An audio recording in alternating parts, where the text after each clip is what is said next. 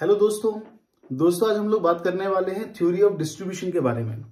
जैसे कि नाम से मालूम पड़ रहा है, थ्योरी ऑफ डिस्ट्रीब्यूशन के बारे में या फैक्टर प्राइसिंग एनालिसिस के बारे में काफी क्वेश्चंस अराइजेस होते हैं। हम इसको बिल्कुल एक इजी वे में इसको स्टार्ट करते हैं। जैसे थ्योरी ऑफ डिस्ट्रीब्यूशन से यहाँ पे कुछ बांटने की बात होने लगी, तो मैं अगर आपको ये बोलूं कि जैसे हम लोग बात करते हैं कि भाई जीडीपी है, थोड़ा सा समझने की कोशिश कीजिएगा। जैसे अगर मैं बोलूं कि भाई इंडिया की जो जीडीपी है, इंडिया की जीडीपी जैसे 150 करोड़ है, सपोज करो, वैसे इससे ज्यादा ही है ना, होनी भी चाहिए, ठीक है, ऊपर नीचे होती रहती है, कोई इश्यू नहीं है। लेकिन अगर सपोज करिए कि इंडिया की जो जीडीपी है वो 150 करोड़ है, तो इसका मतलब क्या, इसका एग्जैक्टली मतलब क्या है? हम इसको ऐसे समझेंगे कि भाई इंडिया में जो जीडीपी है, और बोलते हैं ना कि जीडीपी इंक्रीज हो रही है, तो आपने कई बार ये पॉइंट पढ़ा होगा कि जीडीपी इंक्रीज हो रही है तो लोगों के पास जो है पैसा भी इंक्रीज हो रहा होगा, ऐसा गवर्नमेंट एज्यूम कर लेती है। कई बार जीडीपी के डाटा से ही बहुत सारी चीजों का एनालिसिस किया जाता है।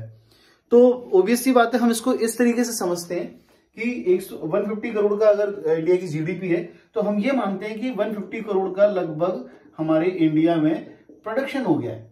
हम इसको ऐसे समझते हैं कि 150 करोड़ के आसपास लगभग इंडिया में प्रोडक्शन हो गया। और जब प्रोडक्शन हुआ है तो भाई प्रोडक्शन किस तरीके से होता है, हम इकोनॉमिक्स में तो पढ़ते ही हैं, है ना, कि जब प्रोडक्शन हुआ है 150 करोड़ का, तो production without land, labour, capital और एंटरप्रेन्योर के बिना तो हो नहीं सकता। तो इसका मतलब ये जो 150 करोड़ का जो प्रोडक्शन हुआ है, ये 150 करोड़ इन चारों में डिस्ट्रीब्यूट हो गए। ये 150 करोड़ जो हैं, 150 करोड़ जो हैं, है ना, ये इन चारों में डिस्ट्रीब्यूट हो गए। यही हमारे फैक्टर्स ऑफ प्रोडक्शन कहलाते हैं, फैक्टर्स ऑफ प्रोडक्शन।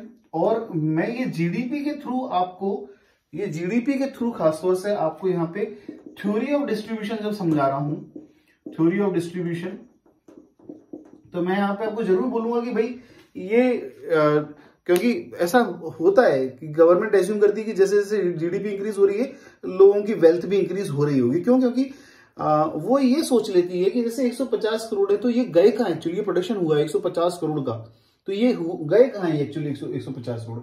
क्योंकि लैंड जो है, जमीन का प्रोडक्शन हुआ होगा, तो ओबीसी बात है रेंट। अब ओबीसी बात है, कोई बंदा होगा उसके पास रेंट पे पैसा पहुंचा होगा, ठीक है, लेबर को सैलरी मिली होगी या वेजेस मिली होगी, तो लेबर और वेजेस के पास भी पेमेंट गया, मतलब 150 करोड़ में से कुछ हिस्सा वेजेस के पास भी गया। कैपिटल का पेमेंट हुआ, तो कैपिटल का इंटरेस्ट पे हुआ, तो इंटरेस्ट के नाम पे भी 150 करोड़ में से किसी को गए होंगे। और जो बचा बाकी कुछ, वो एंटरप्रेन्योर का प्रॉफिट हो गया। तो देखा जाए तो वो ये ओवरऑल 150 करोड़ तो यही है ना। और अल्टीमेटली ये 150 करोड़ क्या कहीं किसी के पास रह गए क्या, ये ओनर ने अपने पास रख ली कि नहीं? ओनर ने इसको भी डिस्ट्रीब्यूट कर दिए, चाहे वो रेंट के नाम पे कर दिए हो, चाहे वो वेजेस के नाम पे कर दिए। मतलब कुल मिला के 150 करोड़ का एक बड़ा पोर्शन जो है उसने वो डिस्ट्रीब्यूट कर दिया, ठीक है। और वो डिस्ट्रीब्यूट कर दिया, कहीं ना कहीं एक्सपेंडिचर कर दिया, जिसको आप बोलते हैं। इसलिए मैं बोलूं कि भाई इसको हम बोल सकते हैं कि ये थ्योरी ऑफ डिस्ट्रीब्यूशन है। ये जो है ये थ्योरी ऑफ डिस्ट्रीब्यूशन है, ठीक है।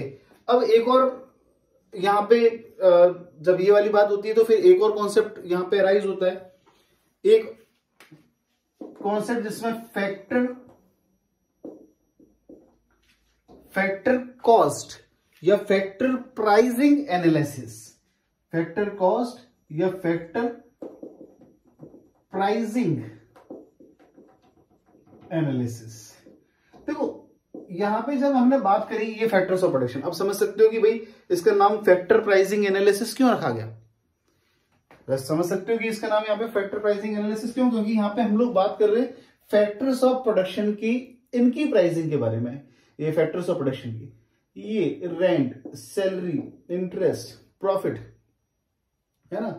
तो फैक्टर प्राइसिंग एनालिसिस। अब रेंट कितना होना चाहिए, हम जब ये factors of production, factor pricing analysis मतलब हमें फैक्टर्स ऑफ प्रोडक्शन की प्राइसिंग के बारे में डिस्कस करना है।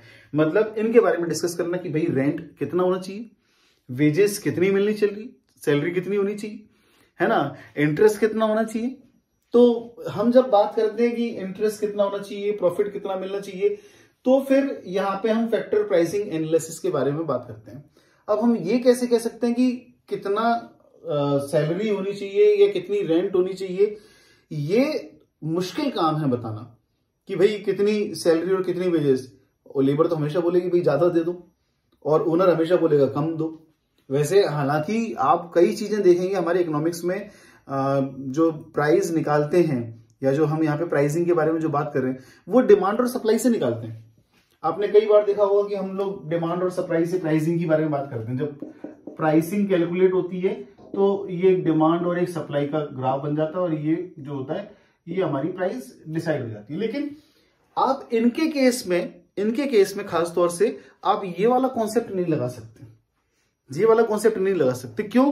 क्योंकि रेंट, जो जमीन का जो रेंट है, ओबीसी बात है, जमीन की प्रोडक्टिविटी अलग अलग होगी, है ना। अगर राजस्थान में मैं खेती करने के लिए जमीन लेने जाऊंगा तो ओबीसी बात है, एक अलग रेंट मिलेगा। पंजाब में लेने जाऊंगा, क्यों? क्योंकि पंजाब में मतलब जमीन की प्रोडक्टिविटी ज्यादा है, तो वहां पे रेंट अलग होगा।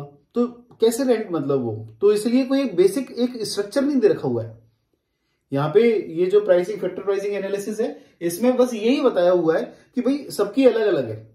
हम डिमांड और सप्लाई से नहीं करेंगे, हम उसकी जो मार्जिनल की प्रोडक्टिविटी है या उसके बेसिस पे हम सबका अलग अलग वो करेंगे। यहाँ पे कोई एक स्पेसिफिक फॉर्मेट नहीं बनाया कि भाई इसका इस तरीके से होगा या इस तरीके से होगा। क्यों? क्योंकि काफी जगह आपको ये फॉर्मेट मिलेगा प्राइसिंग निकालने का, लेकिन यहाँ पे ये फॉर्मेट नहीं है। यही चीज बता रखी है इस कॉन्सेप्ट में फैक्टर प्राइसिंग एनालिसिस में, कि जब आप फैक्टर्स ऑफ प्रोडक्शन की प्राइसिंग करते हो तो आपके पास एक बेसिक जो है वो नहीं मतलब आता।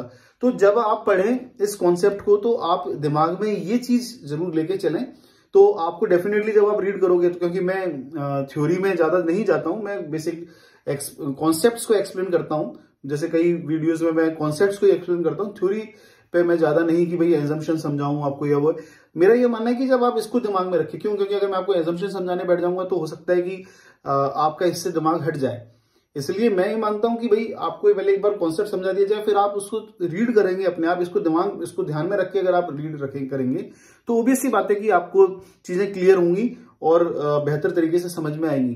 फिर भी अगर कोई प्रॉब्लम आती है तो जैसा भी होगा आप लोग डिमांड करेंगे, उस हिसाब से हम लोग वीडियो इसके ऊपर बना देंगे। तो दोस्तों ये हमारा जो फैक्टर प्राइसिंग एनालिसिस है और ये थ्योरी ऑफ डिस्ट्रीब्यूशन है, ये हमारा यहाँ पे हमने एक डिस्कस करने की कोशिश की, है ना। और जैसे थ्योरी ऑफ डिस्ट्रीब्यूशन के बारे में हमने बात करी कि यहाँ पे ओबीसी बात है, डिस्ट्रीब्यूट हो रहा है। अब देखो ये डिस्ट्रीब्यूट तो हो रहा है और अल्टीमेटली घूम फिर के किसके, अब ये भी है, इनके पास पैसा आएगा तो ये भी पैसा आएगा, तो ये कुछ ना कुछ तो डिमांड करेंगे। ये डिमांड करेंगे तो डिमांड से फिर प्रोडक्शन बढ़ेगा तो फिर प्रोडक्शन से फिर वही जीडीपी वाली बात आ गई, जीडीपी इंक्रीज होगी, जीडीपी फिर वही डिस्ट्रीब्यूशन। ये एक सर्कल है, ये एक सर्कल है, ये लाइफ साइकिल की तरह अगर आप बोलो ना कि भाई ये एक सर्कल की तरह मतलब वो है, पैसा वो मूव करता चला जाएगा। थ्योरी ऑफ डिस्ट्रीब्यूशन ये है। फैक्टर प्राइसिंग क्या है कि भाई इनके जो प्राइस है वो कैसे निकाली जाए, डिमांड सप्लाई से नहीं निकाल सकते, तो भाई उनको फिर एक अलग फॉर्मेट पे अलग तरीके से निकालने की बात करेंगे। That's it, this is our concept. अगर दोस्तों आपको हमारा वीडियो अच्छा लगा तो फिर वही लाइक करें, शेयर करें, सब्सक्राइब करें, और होप सो कि आपको यहाँ पे ये चीजें क्लियर हुई होंगी। थैंक्स अ लॉट दोस्तों।